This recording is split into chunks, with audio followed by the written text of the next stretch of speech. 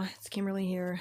I had planned on working for DoorDash today and make a video about that, but I have a migraine, I think. That's my dog Lucky. He's right next to me. I had a massive headache this morning. I still have a little bit of a headache. I have migraines, and if anybody's ever suffered with migraines, oh my god. They're like really debilitating, and as you can see, the sun is out today, which I'm trying to cover my eyes a little bit. A migraine is not like a headache. A migraine is like somebody split your head open with an axe. It is just one of the most debilitating things that you can have, and I have them every so often. My hands were shaking so bad. They're not shaking as bad, but they were. This morning I woke up, I think around 7 or 7:30, and I had to let the dogs out, and I had to go to the bathroom, and my head was pounding. It was excruciating. And I thought because I didn't eat, I couldn't remember if I ate last night. My head was hurting so bad I couldn't remember. But we got off work early, and I think I ate a burrito or something. I think I went to go get some fast food because I know I didn't make anything at home, but I can't remember. And I think I ate something around 4 o'clock. And then when I got home, I was really tired, and I had made those 2 other videos. I posted those other videos, or I think 1 video yesterday. I don't even remember. I mean, it just, when you have a migraine, it just throws off your whole thought process and everything. And so I don't think I'm going to do the DoorDash. But I have like blood sugar issues, so I wasn't sure if it was a migraine coming on or if it's because I didn't eat enough, because I eat a lot, and I eat regularly. Not necessarily a lot, but I eat regularly. I snack a lot. But I can feel my blood sugar, if it's going up or down or something like that. And so I wasn't sure because I didn't eat a whole lot from like around 4 o'clock till 7 o'clock this morning, which is not my usual eating habit. I usually eat a little bit before I go to bed or something like that, even just a little snack, just so it just makes me feel better that way. And I didn't know if it was a caffeine headache because I didn't drink as much Coke as I do normally yesterday. And so I was hoping maybe if it's a caffeine headache, I can just pop open a Coke and drink it, and within 10 or 15 minutes, usually my headache starts to go away. And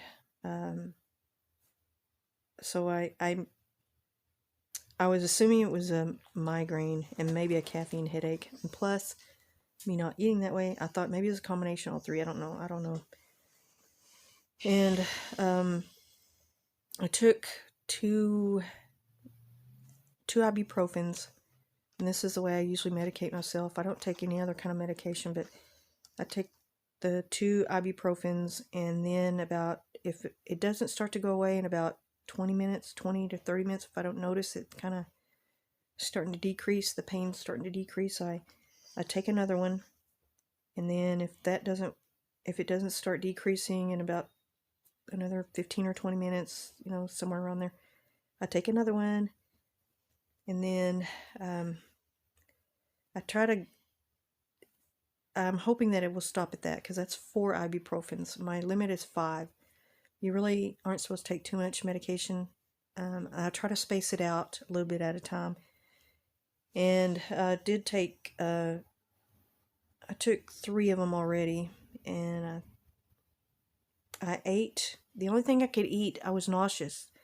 You get really nauseous sometimes when you have a migraine, and the only thing I kept thinking, what do I want to eat? And the only thing I saw was a can of chili and chips. I don't know why I picked that. You normally wouldn't think like something spicy would. Normally I don't want anything spicy when I have a migraine, but I don't know, I just had a craving for that. So I made some, like a Frito pie with chili cheese and the corn chips and all. And I ate that, and it still didn't go away. And so drank a Coke immediately. I had a canned Coke in my car, remember that? So I went out there and got that, and I opened it up and I drank it, and in about 15 or 20 minutes, it did kind of, it started to subside a little bit, but the light still kind of is, you can see through that window, the light is really bright, and I'm trying to avoid the light. I took my dog out and just gonna rest for a little bit, but so I probably won't be doing that DoorDash video, but I was trying to substitute another video, and I was thinking of the snowstorm that we had. Hold on just a second. I'm gonna.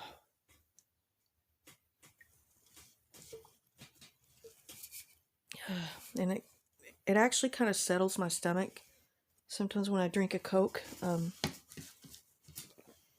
I know Coke is not, soft drinks aren't the best thing for you, but I'm a caffeine addict, and I actually like the way Coke tastes, so I really don't want to stop completely drinking Coke. I'd like to, tone it down instead of buying my big cup, so I'm trying to wean myself off it. And plus, I drank a lot of water this morning, because I think maybe I didn't drink enough water yesterday too, which contributes to like caffeine headaches, also, migraines, when you don't drink enough water. So I've done all that, and it is kind of easing up. I don't feel as bad as I did this morning. This morning I felt like I was going to throw up. I couldn't hardly, it affects my vision. I can't, that's another reason why I didn't DoorDash, because my hands were shaking, and my vision gets blurry when I have this. And I'm starting to see a little bit better. I couldn't even look at my phone, which is really hard for me, because I have to check my phone like every 30 seconds. I'm a horrible phone addict and a caffeine addict, and I think the caffeine is helping a little bit. But anyway, I was gonna make a video since we had the bad snow last week, or the week before. It's already almost, this is going to be going on the second week of good weather, so that's good.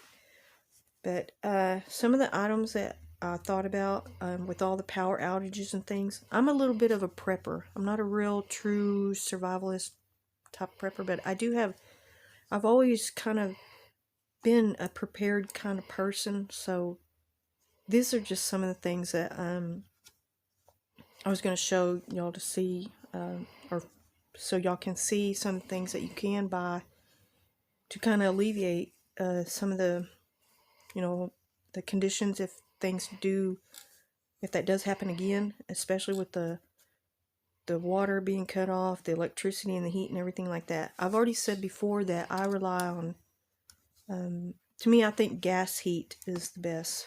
Propane or natural gas heater, and a gas or propane stove to cook on, and a water heater also with propane and gas. And if you have, sorry, the chili is getting to me. If you have like a 2-bedroom with more than a bathroom, if you have a house with more than 2 bathrooms, you could put electric water heater in one and a gas water heater in the other.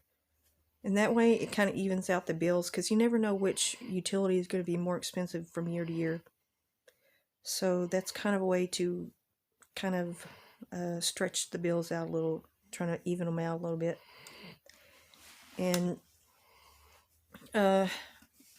that you can also, I've already done 2 videos on the, I did one on the Mr. Heater little buddy heater, and that is a propane heater. I did a little instructional video on it, and it takes these little propane bottles, and you can buy these and stock them up. I wouldn't stock up too many, because they are, flammable. They're expensive. I'm not expensive. They are, if they get set off, they have flash point, they can explode. So do not store them near your water heater. Don't store them near anything with the open flame. Store them in a back shed, or something out of your house, preferably. If you're storing them in the kitchen and you've got a gas stove, you're just asking for trouble. So don't do that. And don't store them in the place where your water heater is, or the open flame. Don't do that either. If you don't have that, you can also get one of those little camp stoves, and I did the video on that. It's the Coleman camp stove, which takes this type of fuel. It's just a little, like an aerosol can, it looks like, you know. It's a little can, you just stick it into the stove, and you got a stove that works, and it really does work. And I also keep these kind of lighters, you know, these lighters. I have one that's open, I have a backup, and then I have the one I'm using right now. And I also keep candles. This is just the long candles, and I got these because I saw the video.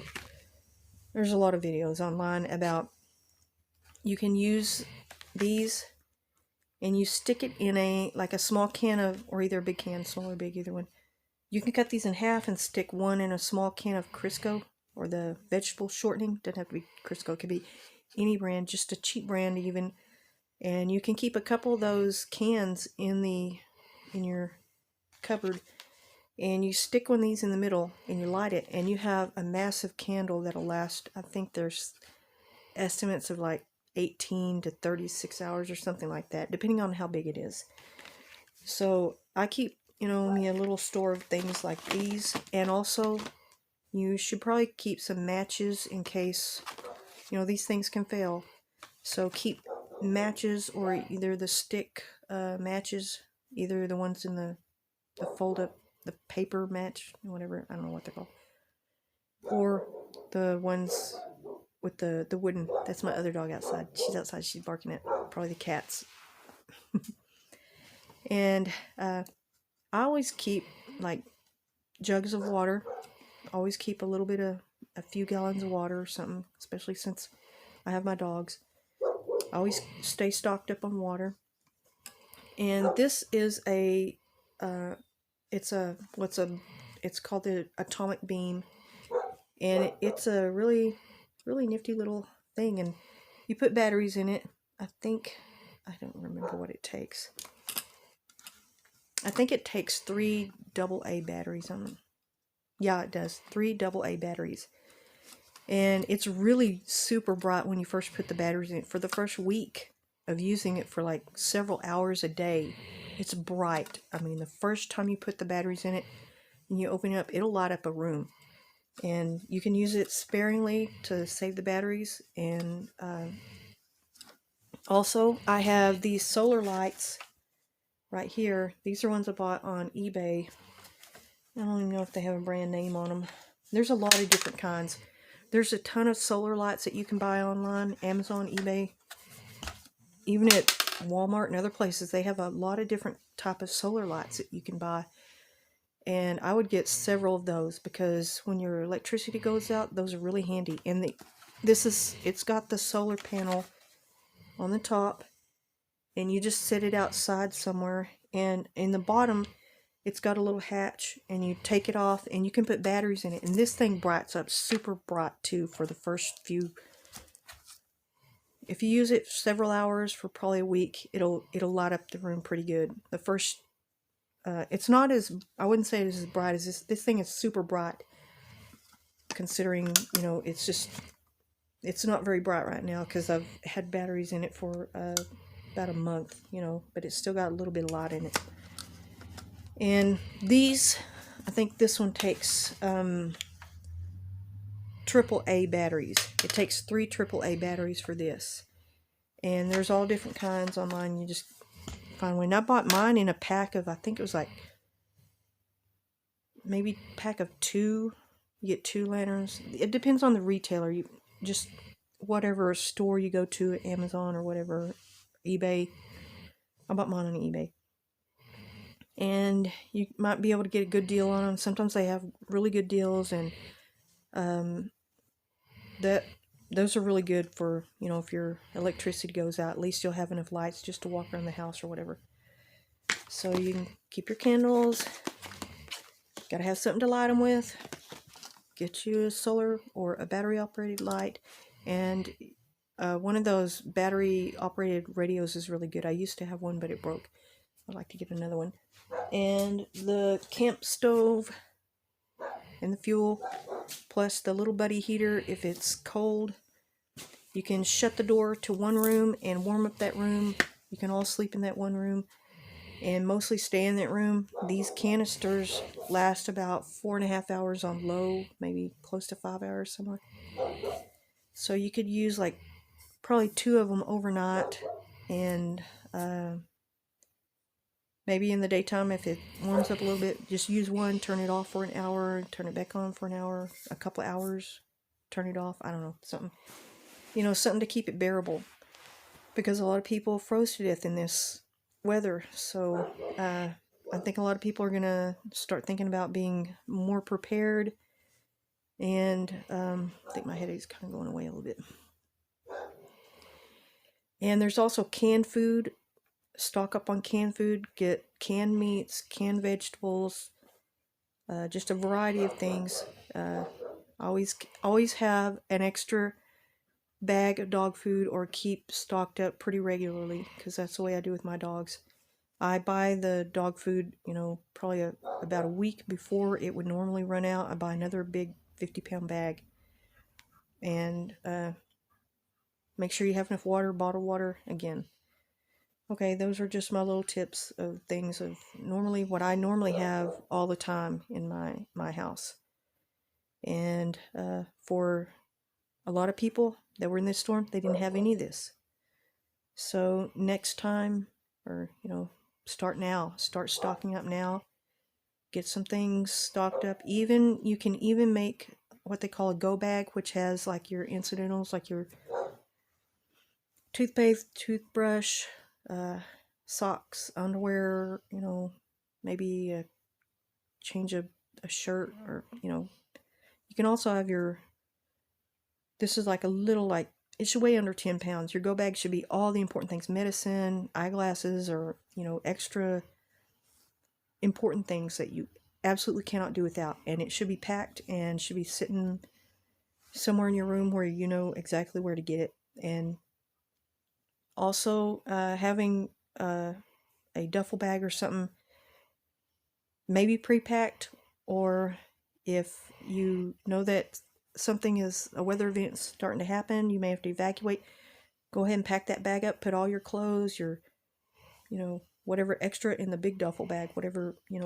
extra items that you need. And my goodness, that chili, that's good. Okay, that's just some of the things that I have, and I just thought I'd share that with y'all. Okay, thank you all. I'm burping up a storm here. Sorry. Okay, I'll see y'all later. Okay, bye.